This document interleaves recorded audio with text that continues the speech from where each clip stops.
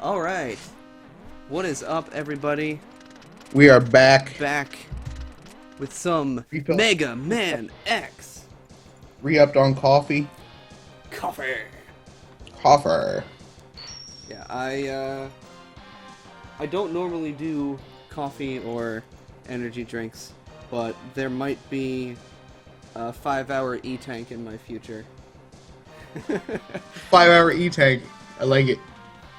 Yeah. I got a steady stream. I re-upped on K-cups. Mm-mm. Alright, I'm gonna do Mm-hmm. this weird thing that I do. Yeah, that's super weird. The R1 dash or R1, the R dash. Yeah. The RB dash. I am playing this on an Xbox One controller, which feels so nice. Oh, real quick, let me just check the screen and make sure everything's going through okay. Gonna mute my mic real quick.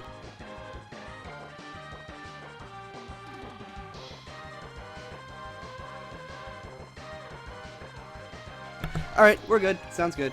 I just get nervous every time I start a new stream because these things have been known to screw up on me in the past.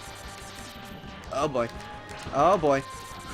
Boy. After you talked up my Mega Man X play and everything, Yeah, right. I gotta say, switching between Classic and X is gonna be real jarring. So if you notice, Yeah. big differences between X and Classic. Well, since the first one, I can charge my blaster. It does I've got 2 levels. There's that, and then there's that one for now. We'll encounter many, many more differences as I go. I kind of like destroying those guys from the bottom and watching the chain happen. It's all the way up. yeah, it's satisfying. Okay. And another thing that oh, Mega Man. Well, there were sub bosses in the classic Mega Man games as well a little bit. But oh well, I guess the biggest thing, I hit start game and it didn't take me to the boss menu. I've got this little intro thingy that shows me the ropes, so I can slide down walls, I can jump up them. That's new. It really allows for much more level exploration and traversal. Also, I'm on the Super Nintendo instead of the NES, so graphics look much, much nicer. Backgrounds are more than just solid colors. Which, I mean, not knocking the original Mega Man looks good for an NES game, and like, although I still think Super Mario 3 is like one of the best looking NES games of all time. Like, how did you even? Oh my god! Oh my god! Wait, was that what I thought it Yes. was? Oh Uh, man. it's way too early in the morning for this crap. Oh my god. Well, there goes my hopes of getting a perfect run. It's for the kids. I'm dying on purpose to donate more money. Correct. I just like hitting that middle platform.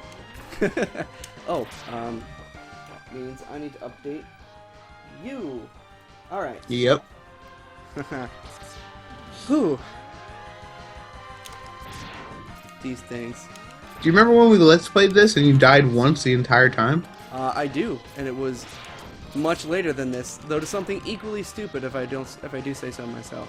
I think you fell off a platform in the first Sigma stage. No, I almost fell off the platform several times in the first Sigma stage. It was in Launch Octopus's stage to the mini boss when he's like sucking you toward the spikes. I got. Oh right. It sucks hardcore. So there are a couple glitches you can do with this first Vile encounter. I'm not gonna do it because it like kind of messes up your game. But if you get one of these cars to kill you at like the exact moment you destroy it, Vile still comes down. This whole cutscene happens, but X isn't here. Riding on cars. But yeah, this whole sequence happens. Like he'll fire the his little shot thingy, little stun shot. This, by the way, you can't win this. I just like shooting him because screw you, Vile. That's why. He can also kill you if he hits you. Well, if he doesn't hit you with the little beam thingy, he just slams into you. This whole cutscene plays, but like you can't skip the dialogue or anything, so it just gets stuck here. But Vile's like holding nothing. But anyways, here we introduce Zero. The best character. The best character. Zero is my idol. Everything I ever wanted to be.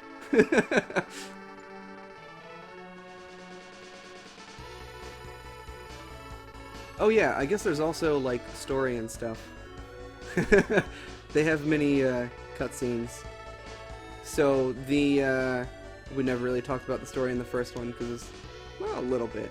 But the story in this is X and Zero are our two main characters.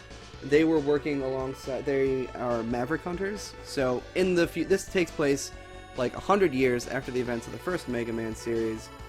Nobody really knows what happened in the 100-year gap between the two. There's some interesting fan theories, but basically, Dr. Light, who invented Mega Man X, but decided that he wasn't ready, sealed him up in a capsule, and kind of left him buried in his lab. It's kind of unclear how Dr. Light's gigantic, like 15-story lab got buried, but so Mega Man X gets buried in a lab. 100 years later, he gets discovered by a scientist named Dr. Kane, who is like, oh my god, this is like the most advanced piece of technology I've ever seen, and it's 100 years old. What is up with this? So it's the bee's knees. Yeah, it is the bee's knees. So he analyzes X, and he creates a new series of robots called Reploids that have like free thought, completely independent decision making, like true AI. And they're called Reploids, and every once in a while, some of these Reploids will go Maverick, which means that they basically just start rampaging around, killing people, destroying stuff. So there was an organization of Reploids created to defeat the Mavericks called Maverick Hunters, of which X, our titular character, is one of them. He, along with Zero and their leader Sigma, were Maverick Hunters up until very recently, where Sigma himself, one of the highest ranking members of the Maverick Hunters, went Maverick, and now... Maverick. Yeah. He is now rampaging across the city in an attempt to, I guess, destroy X? I don't know. There's a lot that revolves around X, and at this point in the story, it's not really clear what Sigma's goal with X is. So here we have a new feature in Mega Man X, the capsules. So that is a holographic AI construct, sort of like a brain scan of Dr. Light, who has been developing these upgrades for X's ability. So you see, he gave X the ability to choose his own path in life, and I hope the world would allow you to choose a peaceful one. But now it seems that you are destined to fight. So this is a recurring theme throughout the Mega Man X games, and I think it's really cool. Mega Man X, he is not this like battle-hardened warrior who like loves going out, loves the fight, you know. X is a pacifist. He just so happens to be the most powerful robot on the planet. So he finds himself in the unfortunate position of, if he wants to protect the things that are important to him, he has to fight, and he has to kill his own kind. So, which is a thing. Yeah. So that's going to play a part in the X series as a whole. I just really like the fact that the X series put a little bit more thought into the story than Mega Man Classics. This is our first upgrade. I can dash now. That was what I remapped to the right bumper. Nice. Oh, I missed it. Oh well. Hopefully I won't need it. Nyah, nyah. Knowing my luck, I probably will. Undoubtedly. So, this is kind of like a speedrunning thing I've got going on, where I'm like seeing how many Mega Man games I can beat in 24 hours. But I'm just gonna go this way anyways.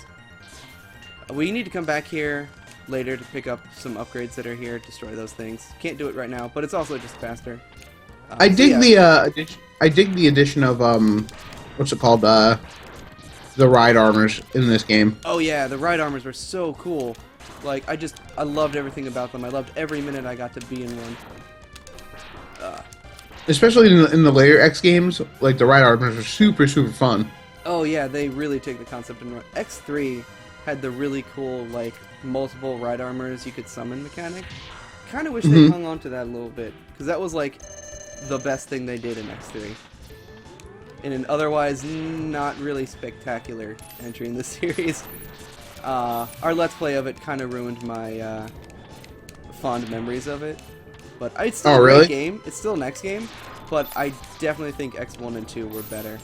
I remember loving it so much because you could play as Zero, but there's really not much point in playing as Zero. Like, functionally, he's not that great. And you can only use him for half a level at a time. But, at any rate, we have our first boss here. Our, I guess they still call him Robot Masters. Chill Penguin, who is, like, the chumpiest chump of all Mega Man games. Even more so than Bubble Man, I would say. I didn't get hit at all, did I? I don't think so. Well, at any rate, if I did get hit by Chill Penguin, I have officially embarrassed myself.